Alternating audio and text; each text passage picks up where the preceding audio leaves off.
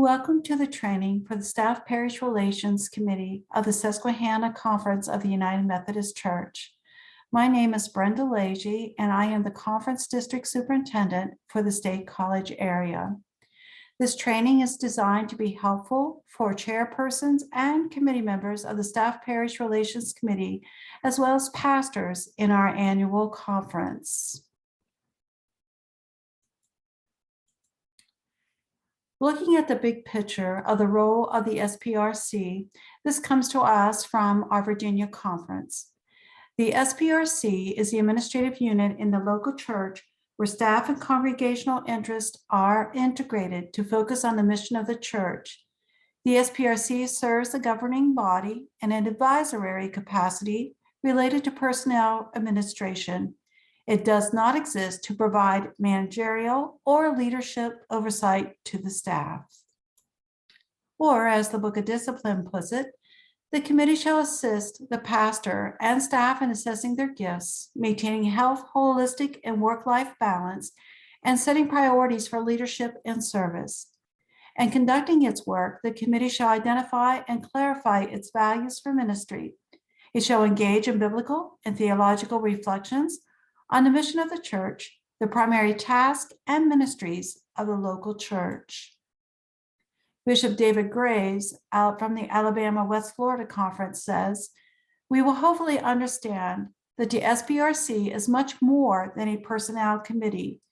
And it strikes me that if the church is to function according to God's purpose as defined in the discipline, the members of the SPRC, more than any other committee or board in the church, must be selected with the utmost care, with attention to their spiritual and emotional maturity and their genuine commitment to the mission of the United Methodist Church." So let's look at the membership of the SPRC committee.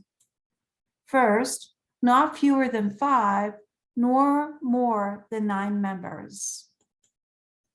1 member shall be a young adult. This could be from ages 18 up to 30, 35. 1 member may be a youth. Lay leader and lay member to annual conference shall be additional members, but are exempt from the 3-year term. No staff members are to serve on the committee. No immediate family members of staff are to serve on the committee. And only 1 person from immediate family shall serve on the SPRC. When vacancies occur during the year, a nominee shall be elected at a church council meeting. Continuing with the membership is to be divided into 3 classes.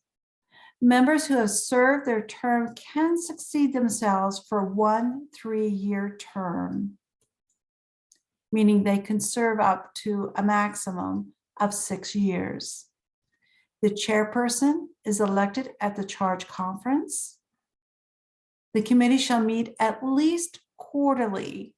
Charges with newly appointed pastors shall meet monthly during the first year.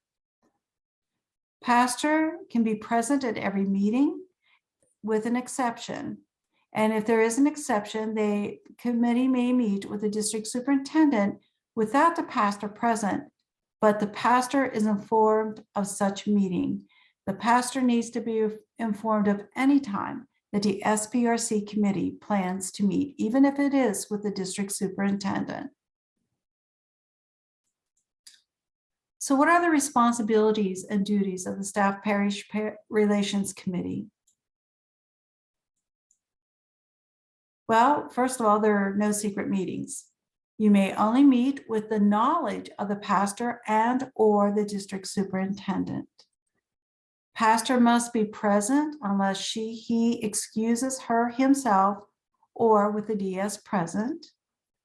When meeting with the district superintendent, the pastor shall be notified prior and brought into consultation immediately after. That could be with the district superintendent or with the SPRC, depending on the decision of the meeting. Confidentiality is so very important when serving on the SPRC. The committee shall meet in closed session and information shared in the committee shall be confidential, absolutely confidential, no exceptions. And any breach in confidentiality will result in that member being removed from the SPRC. This means even for husbands and wives, brothers, sisters, you do not go home and share meetings with, or the information from meetings with your spouse, or even with your brothers and sisters if they are members of the church. You need to keep it all confidential. The committee will decide when things need to be shared, and that will come through the SPRC chair with discussion with the DS and the pastor. The SPRC is to encourage, strengthen, nurture, support, and respect the pastor and staff and their families. You are to promote unity in the church. You are to confer with and counsel the pastor and staff on matters pertaining to the effectiveness of ministry, relationships with the congregation, conditions that may impede the effectiveness of ministry, and to interpret the nature and function of the ministry. You are to confer with, consult, and counsel the pastor and staff on matters pertaining to priorities in the use of gifts, skills, and time, and priorities for the demands and effectiveness of the mission and ministry of the congregation. You are to provide evaluation at least annually for pastor and staff in an ongoing effective ministry and for identifying continuing educational needs and plans. You are to communicate and interpret to the congregation the nature and function of the ministry in the United Methodist Church regarding itinerancy, the preparation for ordained ministry. Many of our churches will receive a local pastor. They may receive a provisional elder, which means someone who is going on to be ordained, or you may receive a full elder. You need to be clear with the congregation about the roles of each of those categories, and also if they are quarter time, half time, or 3/4 time, or full time, and what that means for the congregation. All of our pastors are to be itinerant, and their appointment is from July to July each year. You are to develop and approve written job descriptions for associate pastors, if you have any, and other staff members in cooperation with the lead pastor. You are to consult with the pastor and staff concerning continuing education and spiritual renewal. This is very important. There's money set aside for the pastor each year to have continuing education classes to keep them renewed and refreshed and informed. And well, as staff, if you have staff members that are paid or unpaid, you can set aside a continuing education amount to be able to send them to be educated in their position so that they may better serve the church. You are also to enlist, interview, evaluate, review, and recommend annually to the Charge Conference persons for candidacy for ordained ministry. Our churches, and especially the SPRC committee, should be the ears and eyes of the congregation, listening to stories of individuals who feel a strong call of God upon their lives, and to encourage them to listen to God's voice and to go forward if God is calling them into some ministry role beyond the local church. You are to interpret preparation for ordained ministry to the congregation. If you receive a pastor who is beginning the steps for ordained ministry, the SPRC needs to be very clear in interpreting what that means for the time that the pastor will be spending in preparing for their paperwork and doing the necessary forms to prepare for their interviews for ordained ministry. This process can take from 2 to 3 years up to a possible of 12 years, depending on the progress that the ordained pastor is making. But that is something that the pastor should be sharing with the SPRC.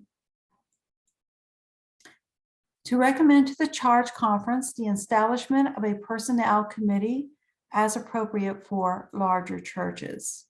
You are to educate the church community on the value of diversity of selection in clergy and lay staff and develop a commitment to the same. Keep informed on personnel matters in relation to church policy, professional standards, liability issues, and civil law. You should take time to consult on matters pertaining to pulpit supply. This is a responsibility of the Staff Parish Relations Committee. Proposals for compensation, travel expense, vacation, health insurance, pension, and housing. Parsonages are to be inspected annually by the chairperson of the SPRC, chairperson of the trustees, the pastor, and the pastor's spouse. You shall cooperate with the pastor, district superintendent, and bishop in securing clergy leadership.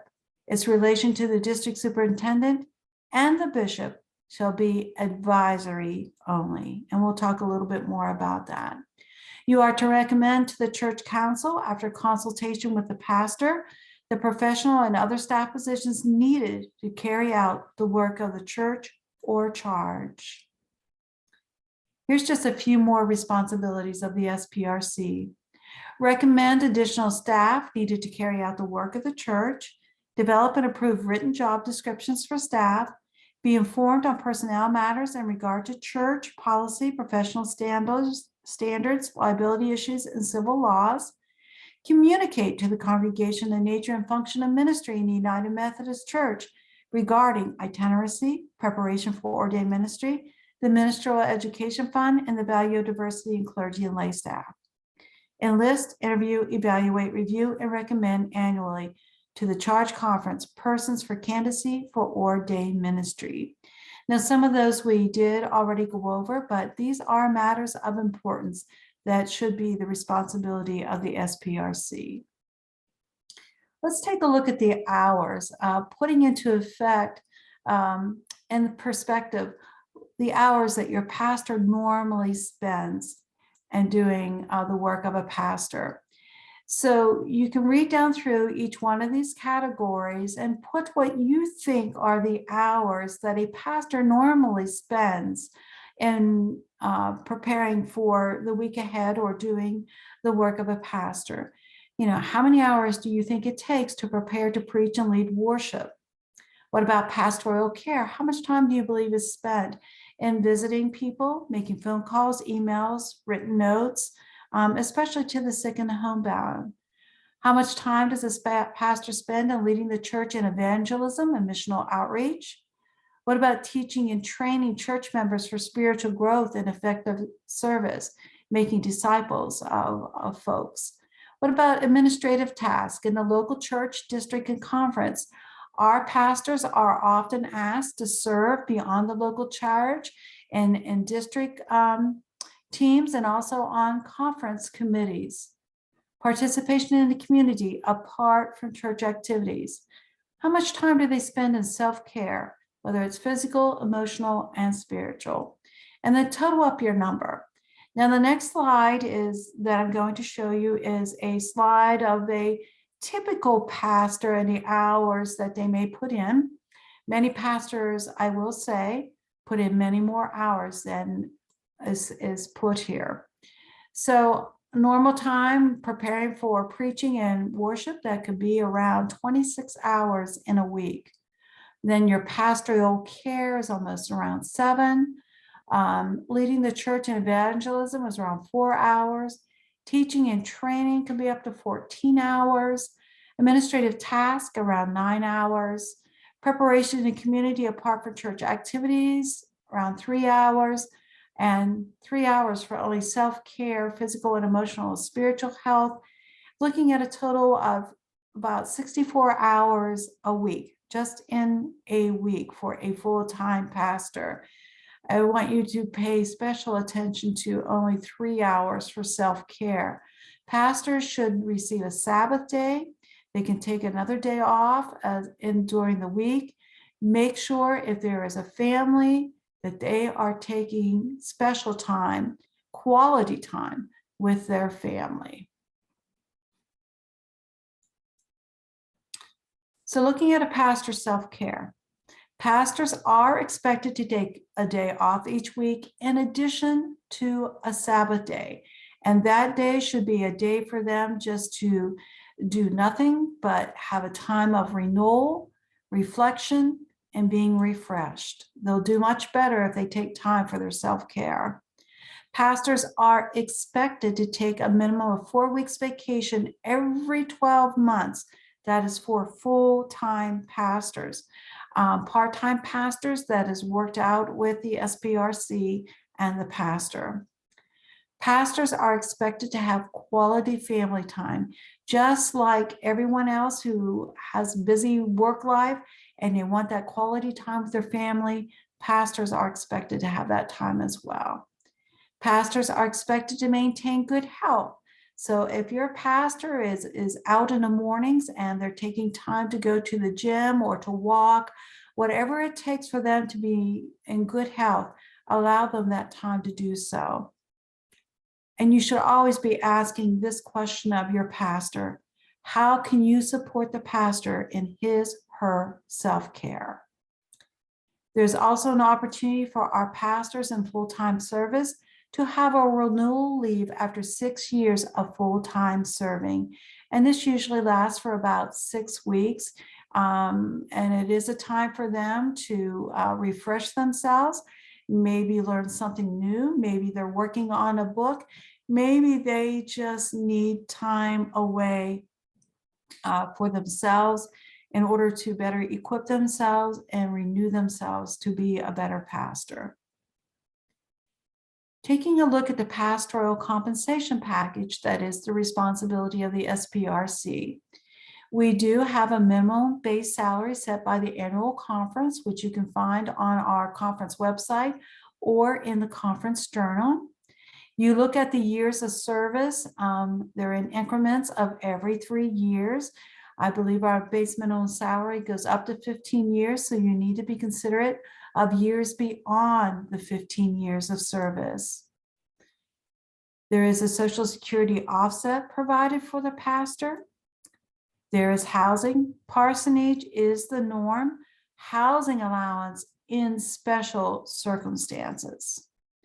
There is pension contribution. There is the divine benefit provided by the church, which is $5,750.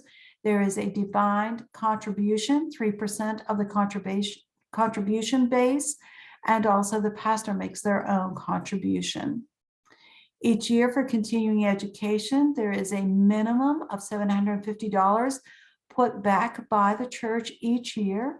So that means if your pastor in their first year did not use any of their $750, in their second year, there will be an additional $750 added, which gives them an amount of $1,500 to use for continuing education events. And if your pastor is getting to that point where they have that much money for continuing ed, you need to have a conversation with the pastor and encourage them to use that money in order to educate themselves and better equip themselves. There's other considerations when you're filling out the compensation plan.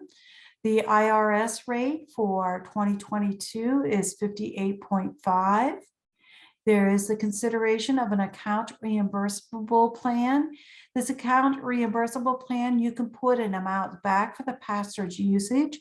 So for example, if you put $1,000 in an ARP for your pastor, if the pastor is going to use that money to maybe purchase a laptop or some equipment for their usage in planning worship services or books for training, they can turn in their receipts to the treasurer and be reimbursed for that amount up to the $1,000. But when the pastor leaves, those items stay with the church. If the pastor wants to keep them for their own personal use, they can either buy them from the church or do not turn in the receipts. There is charge conference action for the pastor's tax. There's other considerations are the rental value of the parsonage exclusion, and pastor shall complete a I-9 for the treasurer in a new appointment. All of this comes in a form called Form 6 to our SPRC chairs, usually in the fall as you're preparing for charge conference, and the instructions are right there. So throughout the year, the SPRC is also responsible for evaluations, which is a review not only of the pastor, but also the pastor's review of the SPRC. And then there is also an appointment letter that you fill out each fall. So evaluations will be in the winter of 2022. So you will receive, or if you haven't, you will receive the evaluations forms in the mail, either the end of December of 2021 or early on in 2022.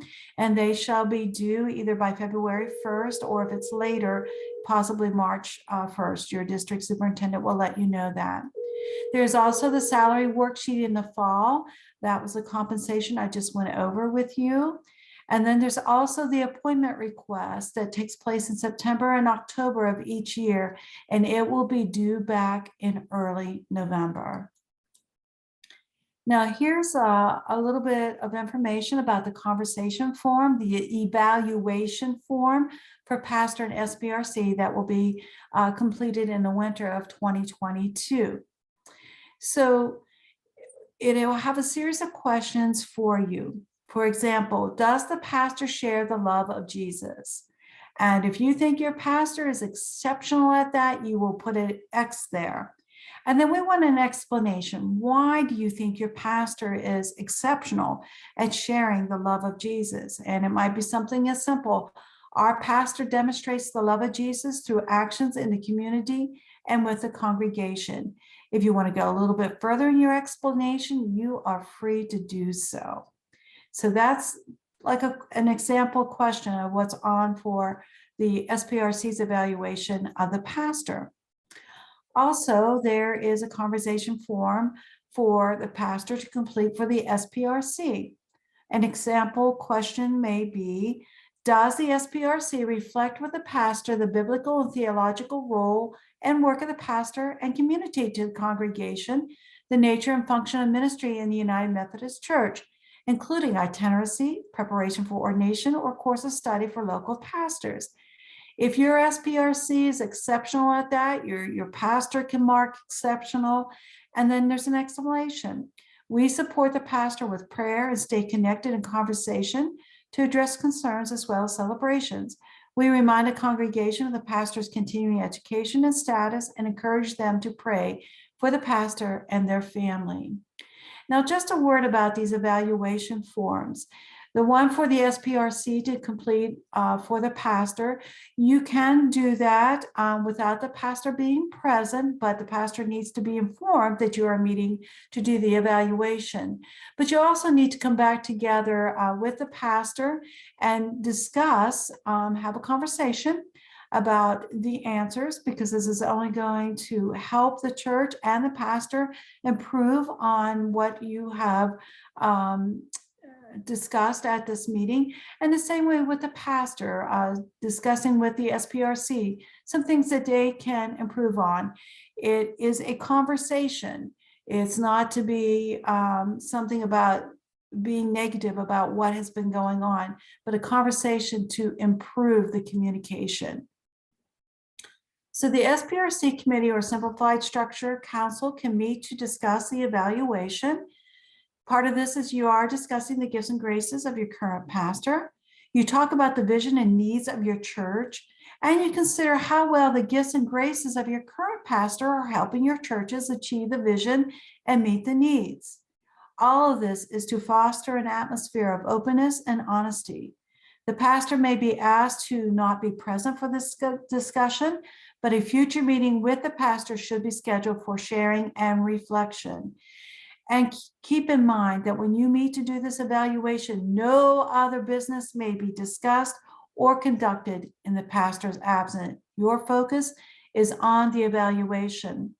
And once you have the discussion together, the SPRC chair will sign the pastor's evaluation, And then all the SPRC members also sign the evaluation of the SPRC committee. So here's a review of some things that take place in the life of the church for the SPRC. So in August and September, you review and recommend pastoral compensation for the next calendar year and report this to the charge conference on Form 6. You need to make sure you give yourself enough time to complete this form, that it goes to your finance committee so that they can see it before your church governing body, which is your administrative council, to approve it. But the final approval is at the charge conference. So the SPRC chair, pastor, and the appropriate trustees also in August and September need to inspect the parsonage and plan for any necessary repairs or improvements. And that should be noted also on the form for the trustees for charge conference. In October and November, review church goals for the coming year and complete the appointment memorandum for the next appointment year. The SPRC committee fills out a form, and so does the pastor, about where they believe God is leading them. Do they want to remain there for another year? Does the church want the pastor there for another year? But you also need to give missional reasons if you are requesting a move, so that we can see that it's just not because of maybe some personnel concerns, but it is about the visioning and ministry of the church. The committee and pastor shall share each other's memorandum, the appointment letter. You need to be open about that. Then you assign the appointment letter, then they are sent to the district office by the specified deadline, which is usually early November. In January and March, you will meet and select a vice chair and a secretary if needed, and train any new SPRC members. We try to have training available for our new members, and also as a refresher course for those who have been serving on the SPRC. Your chairperson is elected at charge conference, so that part has already been complete. You begin review job descriptions for other paid staff, and you plan to devote most of your first quarter meeting to prayerful reflection on the ministries of your church and how your pastoral leadership can best lead and resource those ministries. In April and June, the committee and pastor each complete the supplied evaluation forms. Now this is a change. Actually, we now are doing this at the beginning of the year, but you begin to share and discuss in those meetings before they are sent to the district office, because the pastor will have an annual one-on-one with the DS. That usually happens in June and through July and August. So to summarize, the SPRC is the pastor's supportive partner in ministry, a listening ear and prayer support, a personnel committee, but much more than that, recommend salary and benefits, hiring and dismissal of non-pastoral staff, interpreter for congregation and pastor. They have a role in helping to call new people into ministry. So it is best for the SPRCs to meet proactively and strategically at least 4 times annually, not merely reactively when there's a problem. Meet to have a good, honest discussion about the vision of the church and where the church is going. Churches receiving a new pastor will meet 1 time a month for 6 months at a minimum. We encourage you to meet with them for a year, meeting each month. So let's talk about the appointment process. So each September and October, letters are sent requesting information concerning the pastoral appointment for the following year, and the request is due by early November. One is sent to the Staff Parish Relations Committee via the chairperson, and one is sent to the pastor. So here is what we are looking at from the Book of Discipline. The clergy appointments are made by the bishop in consultation with district superintendents, pastors, and staff parish relations committees. The prayerful discernment of you and your committee plays a vital role as Bishop Parks, which is now changed. That should be Bishop Moore Koi and Bishop Steiner Ball, works with the cabinet to make it effective clergy appointments in a Susquehanna conference. Although the desire for a change in appointment may be expressed by a pastor, a staff parish relations committee, or equivalent, or a district superintendent, remember it is the bishop, but in our case, the bishops, who are empowered to make and fix appointments in the annual conference. So there is a conversation that concerns the pastoral changes, and this may begin with the SPRC, the DS, the pastor, and or bishop.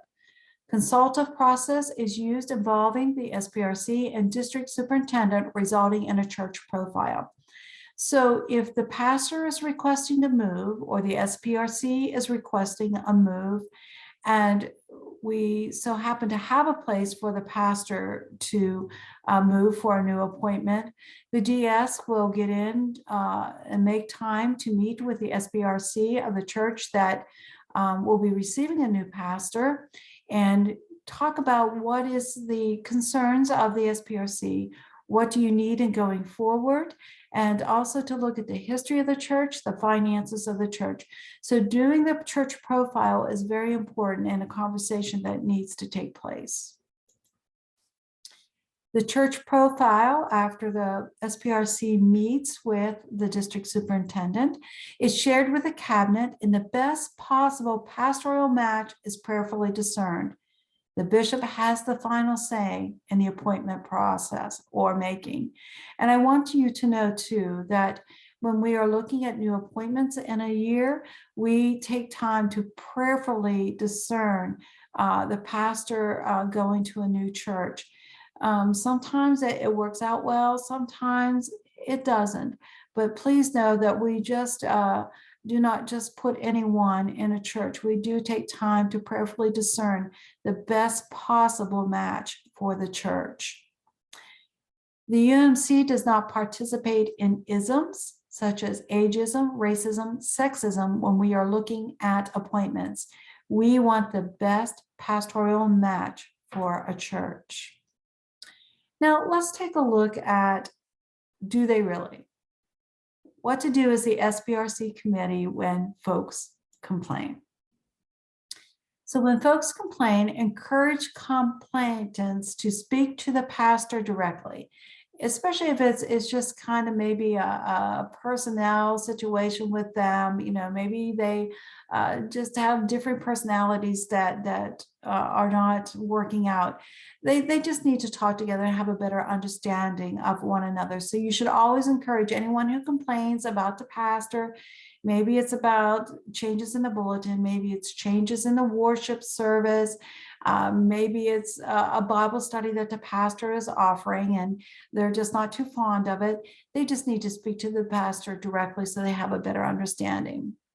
If the person will not speak to the pastor and the issue seems important, have them write down their concern, date, and sign it.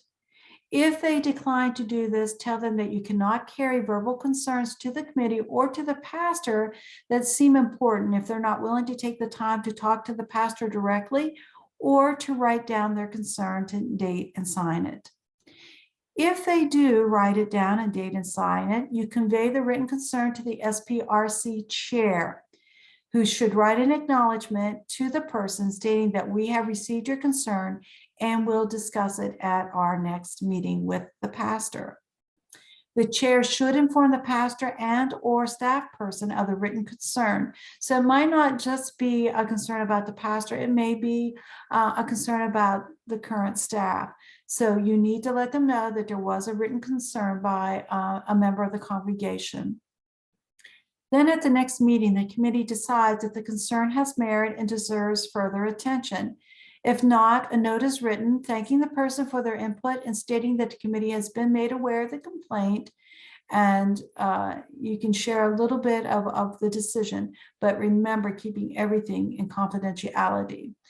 The committee discusses legitimate concerns with the pastor or staff person to gain a full understanding, and together they decide on a course of action and follow up if that needs to be the next step. Also, if it is a concern that the committee believes that the DS should be involved, it should be the SPRC chair that connects and makes mention of it to the district superintendent.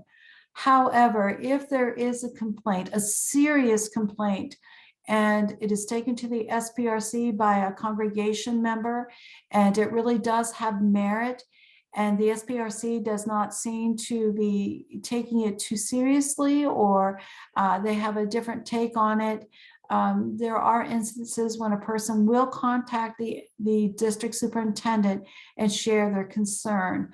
But normally, the right chain of events is that it goes to the SPRC. It is the SPRC chair who connects with the district superintendent. The committee decides if a statement is needed, either to the complainant or to the church. SPRC members may only share the approved committee statement without adding their own personal additions or deletions. The SPRC will receive only letters from individuals, not petitions from groups, and should not conduct polls. Instead, the congregation should know who the SPRC members are so that the parishioners can indeed approach them. The SPRC is responsible for addressing situations with the pastor and the paid staff.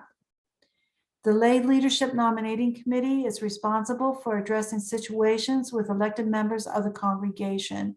So this simply means that if there is a change in the SPRC member or the staff, the nominations committee, which the pastor is the chair, should be notified so that they can address the situation and find a replacement if needed. So for the SPRC, here is a strategic question that you can think about and discuss and ponder upon as you are serving on this committee. As an SPRC committee, how can you help your pastor free up more time for disciple making as opposed to maintaining the church status quo, both in terms of counsel and encouragement and hands-on help? That is a very important question questions for the SPRC to keep before them as you're looking at the life of the church, the vision of the church, the ministry of the church, the leadership of the church, and what you are expecting your pastor to do as they make disciples for Jesus Christ. Allow them that time for disciple making. I thank you for your time and listening to the role of the SPRC. We hope that this training has been very beneficial and that you will find it informative and hopefully answer any questions that you may have. God bless you in your work. In the name of Jesus Christ. Amen.